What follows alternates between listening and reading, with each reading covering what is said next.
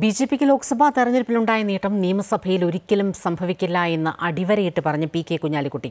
ഇടതു സർക്കാർ അടിതെറ്റി വീണ സാമ്പത്തിക മാനേജ്മെന്റ് എങ്ങനെ മാറ്റാനാകുമെന്ന് ജനങ്ങളോട് മുൻകൂട്ടി പറഞ്ഞാകും നിയമസഭാ തെരഞ്ഞെടുപ്പിനെ UDF നേരിടുക. UDFിന്റെ നട്ടലായി പ്രവർത്തിക്കുന്ന മുസ്ലിം ലീഗ് അതിലൊരിക്കലും വെള്ളം ചേർക്കില്ല എന്നും പി.കെ. കുഞ്ഞാലിക്കുട്ടി പറഞ്ഞു. അമൃത ടിവിയുടെ വാക്ക് മറുവാക്കിൽ പങ്കെടുക്കുകയായിരുന്നു അദ്ദേഹം.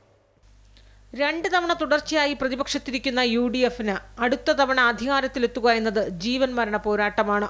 അധികാരമില്ലാതെ മാറി നിൽക്കുന്നത് മുസ്ലിം ലീഗിനുള്ളിൽ വലിയൊരു പ്രതിസന്ധിയാണ് സൃഷ്ടിക്കുന്നത്.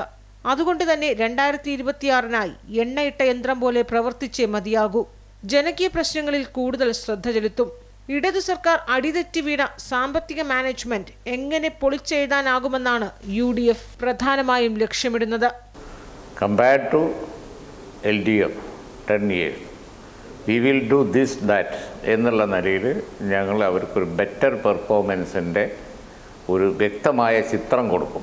BJPക്ക് കേരളത്തിലുണ്ടായ വളർച്ചയെ ഗൗരവത്തോടെ കാണണമെന്ന് CPM-ഉം കോൺഗ്രസും വിലയിരുത്തുമ്പോൾ നിയമസഭാ തെരഞ്ഞെടുപ്പിൽ വലിയൊരു ഭീഷണിയായി BJP മാറില്ല എന്ന് ഉറപ്പിക്കുകയാണ് P.K. കുഞ്ഞാലിക്കുട്ടി. പക്ഷെ പാർലമെൻറ്റ് തെരഞ്ഞെടുപ്പിലെ ആ പെർഫോമൻസ് സംസ്ഥാന രാഷ്ട്രീയത്തിലേക്ക് വരുമ്പോൾ BJPക്ക് കിട്ടാൻ പോകുന്നില്ല. കാരണം BJP മുന്നണി കേരളത്തിൽ ഒരിക്കലും ഒരു ഭരണ നിർവഹണത്തിലേക്കൊന്നും വരില്ല എന്നെല്ലാവർക്കും അറിയാം. തെരഞ്ഞെടുപ്പിന് ശേഷം മുഖ്യമന്ത്രിയും CPM നേതൃത്വവും ലീഗിന് വർഗീയതയുടെ മുഖം നൽകി വിമർശിക്കുമ്പോൾ ലീഗിന്റെ മുഖം ഏറ്റവും അധികം പ്രശോഭിച്ച തെരഞ്ഞെടുപ്പായിരുന്നു 2024-ലേതെന്ന് കുഞ്ഞാലിക്കുട്ടി തിരിച്ചടിക്കുന്നു. ലീഗിൻ്റെ മുഖം നഷ്ടപ്പെട്ടു. ലീഗിൻ്റെ മുഖം ശോഭിക്കല്ലേ ചെയ്തത്. ലീഗിന് അതിൻ്റെ സീറ്റുകളിൽ 3 ലക്ഷം 2.5 ലക്ഷം ഒക്കെ ഭൂരിപക്ഷം ആ ഒരു കാലത്തും ഇല്ലാത്ത വമ്പൻ ഭൂരിപക്ഷം.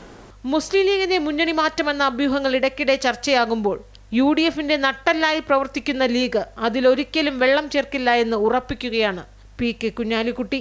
അമൃത ന്യൂസ്, തിരുവനന്തപുരം.